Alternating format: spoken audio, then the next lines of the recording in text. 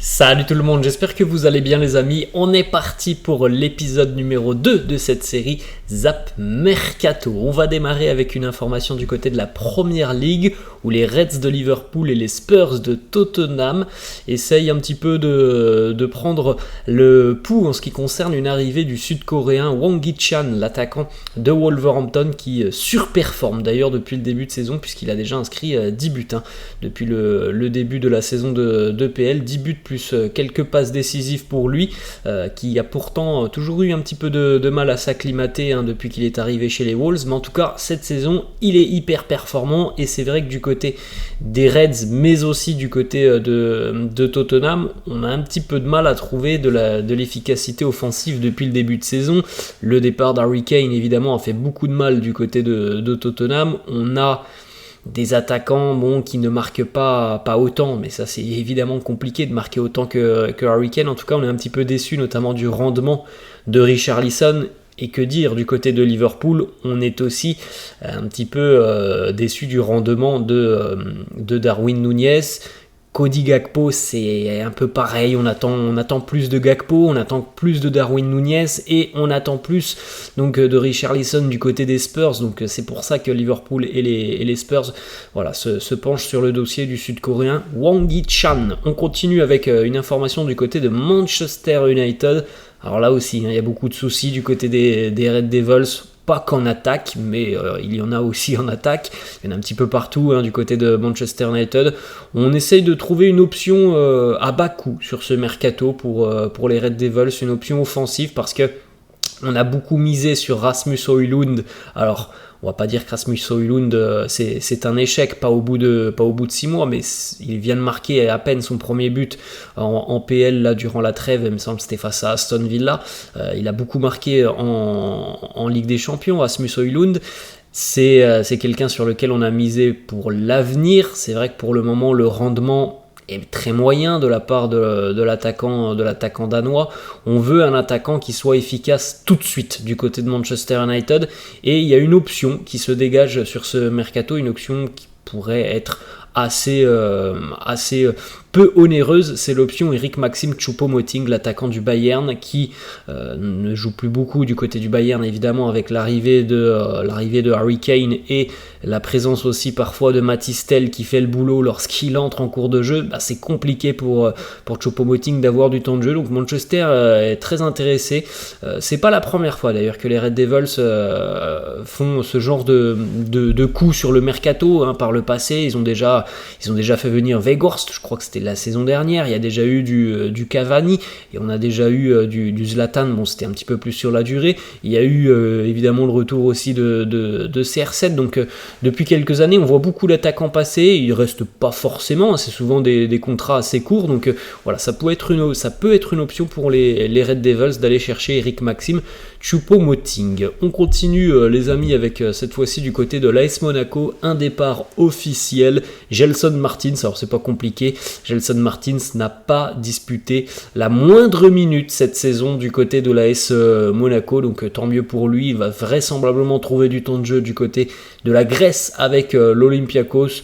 L'indemnité de transfert est fixée à 3 millions d'euros plus 10% sur une éventuelle revente, donc plutôt une bonne nouvelle pour l'AS Monaco financièrement, parce que là c'était véritablement un salaire qui ne servait à rien. Le joueur n'a même pas joué une minute cette saison avec les Monégasques. On continue et cette fois-ci on va du côté de Dortmund et ça concerne encore une fois Manchester United. Formation Fabrizio Romano. Lui aussi, c'est quand même un échec cuisant depuis qu'il est arrivé du côté de Manchester United. Pourtant, tout se passait très très bien pour lui. En Allemagne, avec le Borussia Dortmund, c'est Jadon Sancho qui d'ailleurs, cette saison, c'est quand même assez dingue les amis, on est le 3 janvier, Jadon Sancho n'a pas joué depuis le 26 août. Donc ça fait quasiment 4 mois et demi qu'il n'a pas joué ne serait-ce qu'une seule minute avec Manchester United. Et au-delà de ça, depuis son arrivée, ça fait maintenant 3 ans qu'il est du côté de Manchester United. Enfin 2 ans, un peu plus de 2 ans et demi. Jadon Sancho, c'est une déception, mais comme souvent hein, du côté de Manchester, on se trompe sur le mercato.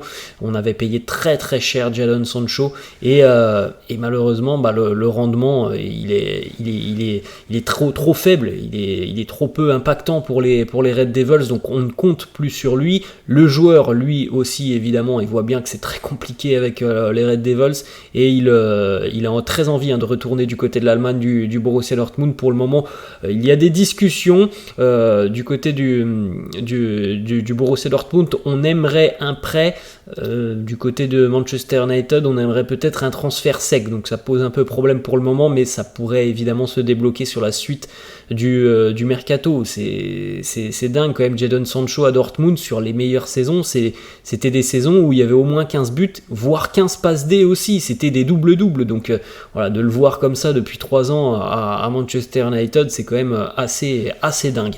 On continue, on va cette fois-ci du côté de l'AS Roma, où Romelu Lukaku joue depuis à peu près 6 mois maintenant, et Romelu Lukaku aurait beaucoup aidé dans les négociations, puisqu'il y a des négociations à l'heure actuelle entre la Roma et le Stade Rennais pour l'arrivée du défenseur central belge Arthur Théat.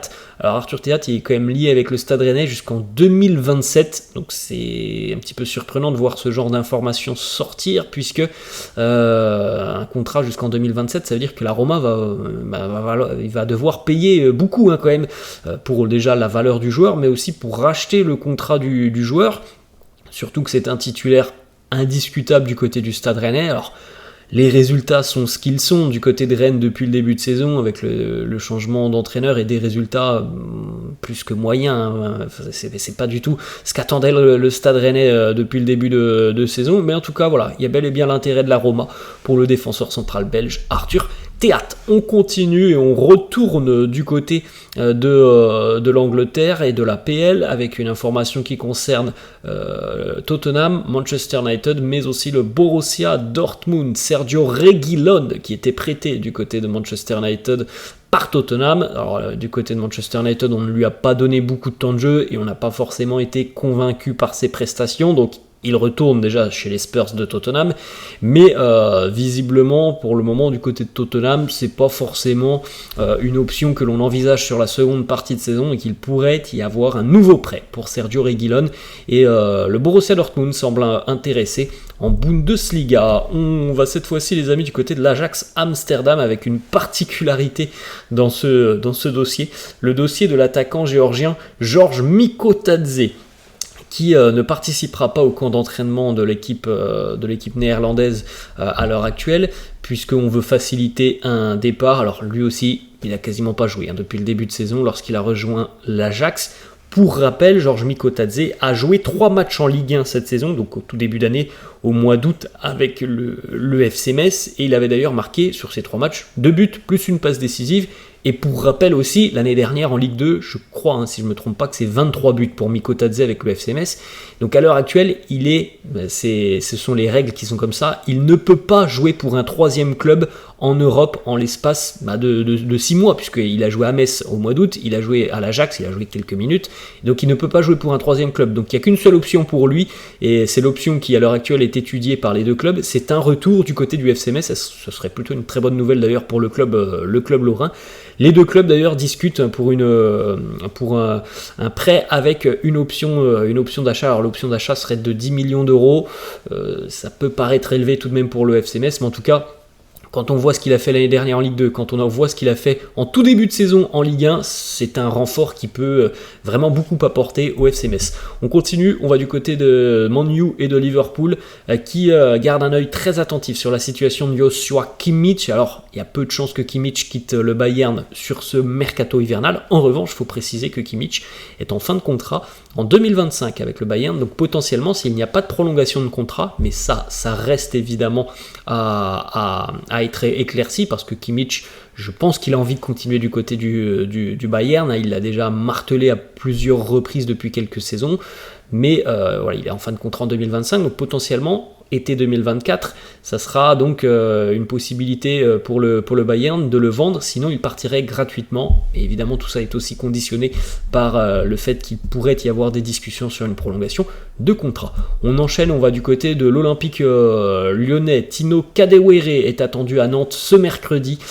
Du côté du FC Nantes, on va se faire prêter Kadewere, qui n'a quasiment pas joué du côté de l'Olympique lyonnais, qui n'a pas été décisif. L'année dernière, il y avait eu un prêt aussi du côté de Majorque, ça avait été quasiment le néant, un petit but marqué à Majorque pour Kadewere, donc peut-être l'option de la relance pour lui du côté du FC Nantes, mais ça va pas être simple. Il y a quand même, Mostafa Mohamed, mais bon, c'est vrai qu'il va participer à la CAN.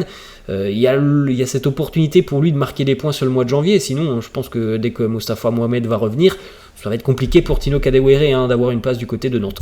On va terminer avec une information de Fabrizio Romano, c'est une information un petit peu surprenante. L'Inter Milan, selon Fabrizio Romano, qui va recruter l'attaquant star de la sélection canadienne, Tajon Buchanan, qui évolue en Belgique du côté de Bruges. Alors, évolue, c'est un bien grand mot parce qu'il ne joue pas beaucoup, Tajon Buchanan, et ça fait 3 ans qu'il est arrivé en Europe maintenant, et 3 ans que on a beaucoup misé sur lui, que l'on en attend aussi énormément, mais qu'il ne gagne pas de points, il ne marque pas de points, il ne marque pas de but, il n'arrive pas à prendre une place de titulaire, donc assez surprenant de voir l'Inter s'intéresser à ce genre de profil, surtout qu'il y a déjà quand même beaucoup de monde offensivement du côté de l'Inter, donc on va voir si ça va se concrétiser, et on va voir surtout ce que pourrait faire l'Inter de Buchanan sur la seconde partie de saison. Voilà les amis, la fin de cette vidéo, j'espère que ça vous a plu, n'hésitez pas comme d'hab à lâcher un petit pouce bleu, n'hésitez pas non plus à vous abonner à la chaîne, je vous laisse et je vous dis à la prochaine.